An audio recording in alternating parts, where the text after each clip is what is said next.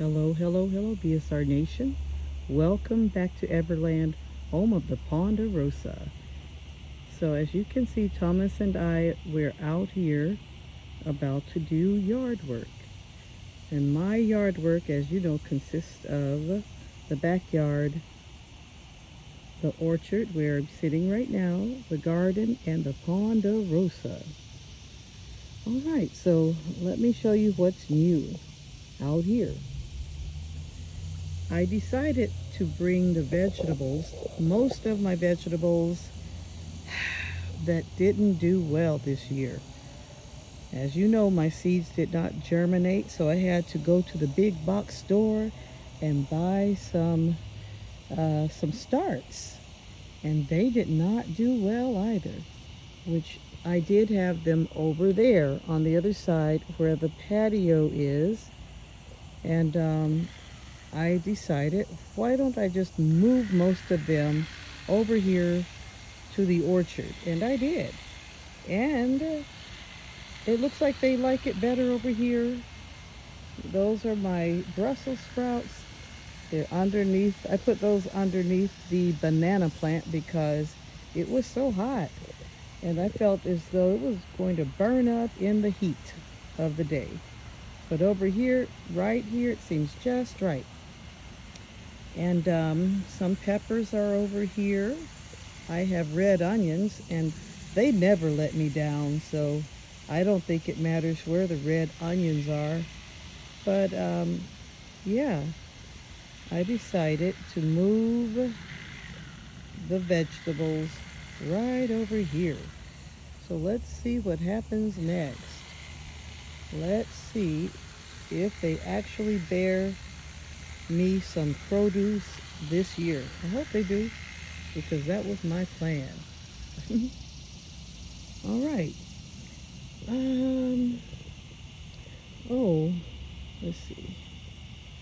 Oh, you can see those. If you see these vines over here, if you can see that, that is sweet potato. So they're doing good. And I'm actually sitting up under a pear tree, and these pears are delicious. It only gave me, let me see, it only gave me 4 pears, so I've already eaten 2 of them, and there's one, and there is 2, so there are 2 left. But these are so delicious and juicy. I think I'll get another one. I actually have 2 pear trees. There's one, but this one didn't do so well this year. Didn't bear me any fruit. It had plenty of flowers on it during the spring, but they all fell off. Okay, the other thing that I'd like to report is I didn't get any blackberries this year. And all of this right here, all of that is blackberry, but this year I didn't get any, which is very unusual. Okay, moving on. Muscadines. All of this right here, wait, all this behind this pear tree, all that over there is muscadine. And I see a few muscadine grapes on there, but not many. And normally I get plenty. And also the other strange thing that I have noticed is that normally I get a lot of pokeweed right over here, and I let it grow tall. It grows strong and tall, and as you know, it is edible if you cook it the right way. But this year we didn't get well, I see a little one over there. Let me see, but we didn't get hardly any. So something strange is going on, I believe, in the atmosphere, because I'm hearing the same reports that I'm giving from other gardeners. A lot of gardeners that are more experienced and advanced than I am did not have a good harvest this year as yet. But there's still hope. There's still time to plant your fall garden. And then some of these things that did not fare out for us this late summer season still have the opportunity. We're going to give them another chance, like these Brussels sprouts. And then I also have asparagus fern that's finally popped up. But I think asparagus, I believe, takes a lot longer to produce, but we'll see. And I have, this is the original onion garden right there. Now, as you can see, they're doing well. They always do. I actually cut all of them down this year. And as you can see, they're coming back. And that's good.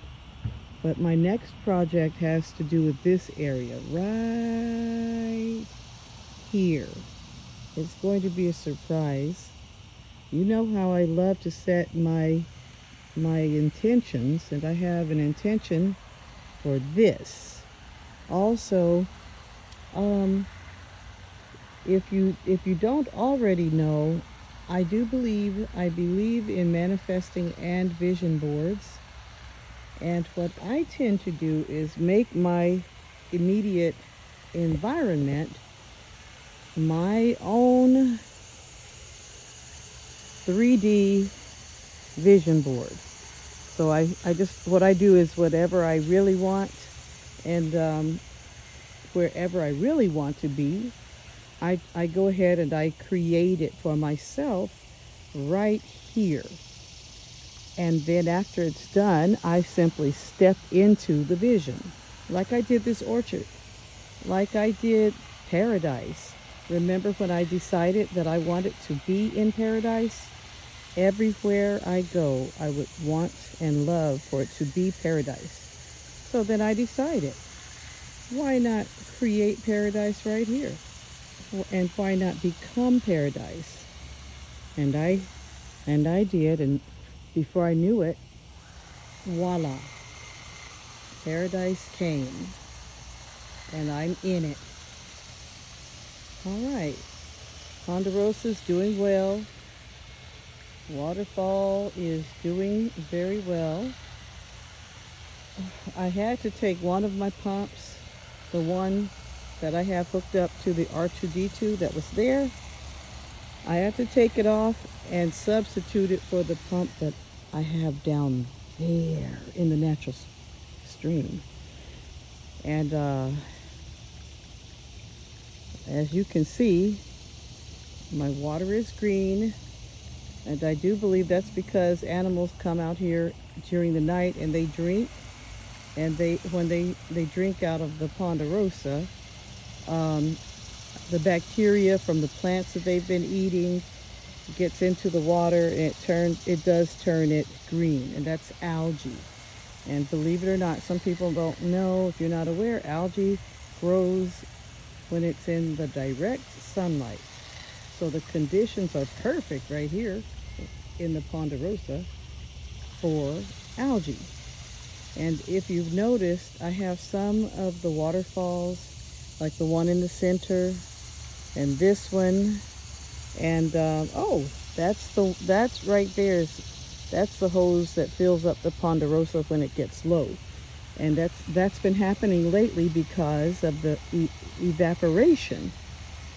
I believe the air is vibrating in a very fast speed, and this water, the water level actually drops at least 4 inches overnight. So I really didn't realize that I didn't realize how things will evaporate even in the night, and it hasn't really even been that hot here lately. However, evaporation happens during the night as well as the day. And back to the hose that is not running. If you can see that no water's coming out of there or over there. And there is a really logical reason, and that reason is Coach Thomas is using my cord and my solar banks because he's up there doing the grass, and that's okay. All right, well, that's all for now. And I think what I'll show you last but not least are these Concord grapes.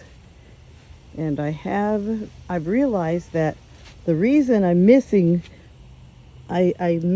some of the grapes off of the clusters is, and I have this netting around them, but still the birds can still get to them. They just come and they land on this vine and they stick their beaks in there and eat the grapes. And if they can't eat a whole grape, what they do is poke holes in the grapes, like that one right there, and they eat them from the inside out. I saw the cardinals doing that yesterday. So that brings me to the end of this video, because I have to go ahead and harvest some of these grapes. Let me do this one. I'm going to show you guys this one. So I'm going to go inside and have a snack. So the grapes did well. They always do. And this year I'm happy that they didn't start, uh-oh, I'm dropping them off. They didn't start burning on the vine like they did last year. I hope I can pop it off. I might have to go get my scissors because, Lord, I want to, let me try right here. Oh, I got it. Lord, let me try to, because what I do not want to do is drop all the grapes on the ground. But if any grapes fall off, I'm just going to pick them up, take them in the house, and eat them.